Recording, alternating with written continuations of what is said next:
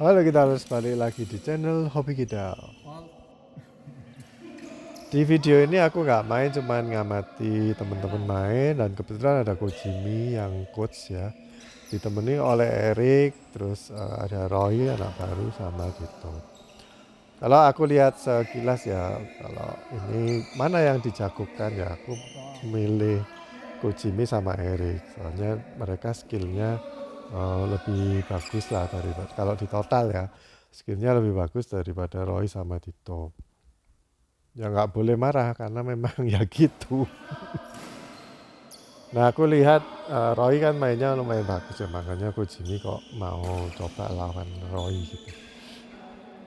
Aku lihat kalau ini Roy mungkin mainnya bagus tapi nggak bisa ngendong atau perlu belajar cara menggendong. Nggak semua pemain yang bagus bisa ngendong juga. Oke, di video ini aku ingin bahas mengenai belajar lagi cara kita muter-muter lapangan. Jadi bukan rotasi ya, kalau rotasi itu kan giliran siapa yang ambil, terus siapa yang eh, maju, siapa yang mundur atau kebalikannya, terus kiri kanan juga dan sebagainya. Tapi lebih fokus ke permainan satu orang aja. Dia itu muter lapangannya bagaimana dan maksudnya kayak susulan ya, habis mukul dari kiri terus dia itu harus maju atau harus balik ke tengah, terus nunggu dulu di situ atau bagaimana. Nah ini perlu kita bahas sih. Tapi sebelumnya aku ingin mengomentari dulu. Aku lihat teman-teman ini kan dari grup yang berbeda sama kita ya. Ada kayak Tito, Roy sama Erik itu aku lihat juga main bersama di grup lain. Aku lihat dari story Instagram gitu. Oh, ini anak ini main di grup ini, terus main di sini ya.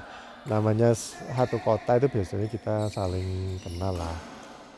Siapa ya pemain yang di Malang itu biasanya udah pada kenal, walaupun nggak semua kenal ya, tapi paling nggak kita tahu orang itu ya, tahu orang itu meskipun nggak tahu namanya tapi tahu cara mainnya gimana.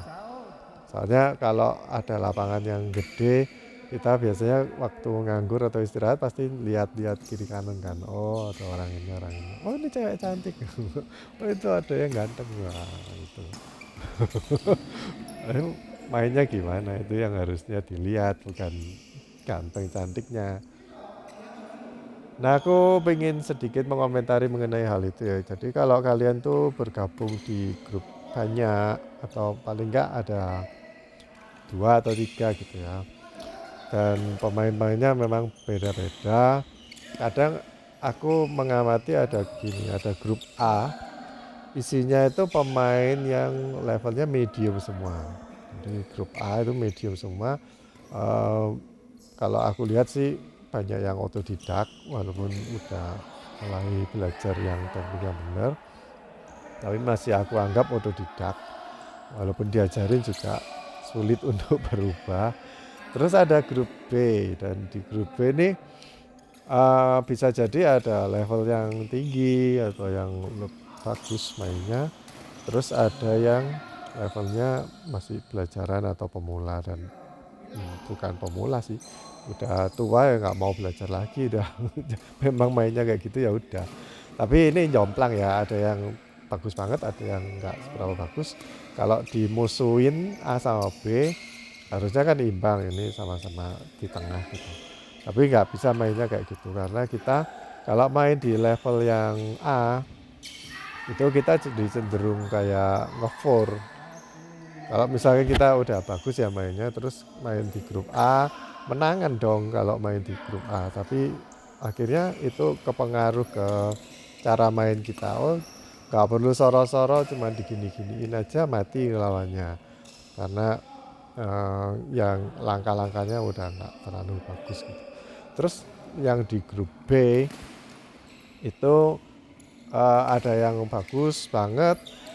Terus kalau kamu masuk ke sana kalah level. Jadi waktu ada kan main double 3 orang bagus, terus kamu masuk, kamu yang levelnya menengah kan dari grup A toh, kamu datang Terus mainnya kayak gitu, kamu nggak bisa menerapkan ilmu yang sama atau cara bermain yang sama di grup A. Jadi kamu harus mau belajar kalau di grup yang B. Kalau pas main sama yang bagus-bagus. Tapi nggak selalu kan mainnya bagus tiga terus satu kamu yang nggak bagus dimasukin gitu, nggak. Kadang-kadang ada yang bagus nggak yang bagus banget sama yang nggak bagus itu dipartnerin biar gendong. Terus yang satunya juga gitu. Jadi ada yang gendong dua orang bagus, dua orang yang digendong. Nah itu cara mainnya juga beda gitu. Jadi nggak bisa kamu samain. Kalau kamu mainnya bagus kan tadi aku udah mention ya. Kalau Roy mainnya bagus, tapi belum tentu dia bisa gendong karena mungkin berasal dari grup yang A itu isinya bukan orang-orang yang digendong.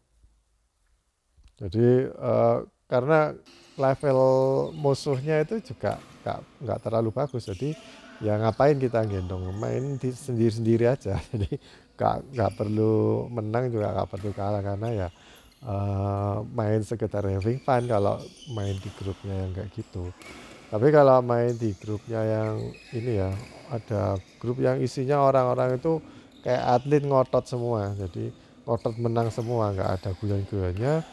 Terus mainnya itu kayak lebih kompetitifnya itu lebih ini ya, lebih keras gitu. Cuman kadang ya gitu, banyak clash, banyak clashnya kalau gabung di grup-grup kayak gitu. Nah itu mungkin ya perlu ada pembinaan karakter juga ya. Jadi kalau kalian tuh meskipun atlet tapi nggak ada pembinaan karakter, jadi mainnya nanti curang atau mungkin sering bertengkar. Nah kayak gitu-gitu harusnya kan perlu dibina. Nggak, badminton tuh nggak cuman bisa main aja bagus gitu, enggak. Kan ada ini ya, banyak omong kotor, terus banyak apa itu, banyak tukaran, lempar-lemparan raket. Nah itu kan harusnya dihindari. Soalnya kita kan maunya sportif yang ya main permainan yang genah ya, yang bagus lah. Jadi gitu sih komentarku kalau kalian main di grup A, terus main di grup B itu tolong bedain aja. Kita cara bermainnya itu jangan disamain. Ya memang kita punya gaya bermain sendiri-sendiri, tapi kadang bisa sih maksa ini. Nah, yang ingin aku bahas tuh sebenarnya ada hubungannya sama ini. Misalkan kita itu yang aku lihat ya, Dito sama Erik ini ini sama-sama punya kekurangan di situ. Apa kekurangannya? Nah itu kalau habis mukul dia itu nggak ready di satu tempat yang semestinya. Misalkan habis mukul dari sebelah kiri, di belakang ya, dia di belakang, di posisi belakang, terus mukul dari sebelah kiri, ngasihnya ke kanan atau silang. Nah, itu kebanyakan 95% itu sama lawan pasti disodok lurus. Jadi kamu harus siap-siap untuk ngambil yang di sebelah kanan. Nah, siap-siapnya gimana? Ya kamu harus ini, habis mukul dari sebelah kiri langsung ready di tengah belakang. Nanti kalau beneran dikasih ke lurusannya, kamu udah deket. Daripada kamu ngasih ini ya, terutama kalau posisinya kayak ngedrop shot silang.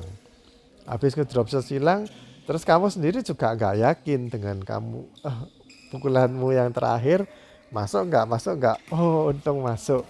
Ternyata sama lawan langsung dikembalikan lurus, kamu mati. Karena apa? Kamu nunggu bolamu ini masuk atau enggak. Terus ternyata masuk, baru lari-lari ke sana, telat. Jadi meskipun bolamu itu masuk atau nggak masuk, kamu tetap habis mukul harus balik ke tengah. Nggak boleh nunggu. Oh masuk, oh untung. Oh karena ditaruh ke lurus, lari-lari, nggak nutup. Lalu yang maju ke depan. Jadi kalau kita nggak ngedrop shot silang tapi ngedrop shot lurus, itu kebanyakan kita maju sih, jadi kita yang ambil, tapi lihat-lihat partner juga. Partnernya kalau berada di depan kita ya biar dia yang ambil, tapi kalau partnernya dari sebelah kanan jauh terus kamu kasih drop shot lurus atau smash setengah smash gitu, itu kamu yang maju yang ngambil di depan, jadi gak boleh nunggu. Kadang-kadang juga ini ngedrop shot lurus terus nunggu terus dikasih depan mati. Nah itu kebiasaan-kebiasaan buruk yang mungkin kamu dapat di grup yang lain, atau waktu kamu main di grup lain orang musuhnya itu nggak nyangka kalau kamu bakal naruh di sebelah situ. Akhirnya kamu dapat poin. Nah kebiasaan karena gerakan yang kayak gitu terus kamu diam aja dapat poin, kok ngapain aku harus lari-lari. Nah itu kan nggak bagus gitu. Jadi aku sarankan kalau mau main di grup A atau main di grup B itu pakai cara muter-muter lapangannya yang benar. Jangan karena kita biasanya dapat poin kok jadi nggak perlu lari-lari, tapi biasakan habis mukul dari sini kita harus standby-nya itu di mana. Terus belum belum punya susulan pukulan ya. Jadi setelah tahu oh habis mukul aku harus balik ke tengah. Malah kalau bisa itu kakinya badannya udah balik ke tengah, mukulnya telat. Jadi badannya udah mau ke balik habis dari kiri terus mau balik ke tengah, pukul dulu drop shot silang baru kembali ke tengah. Itu caranya atlet kayak gitu. Jadi mukulnya kayak ditahan, enggak posisinya itu nggak diayun banget tapi ditunggu terus mainnya pakai voles gitu.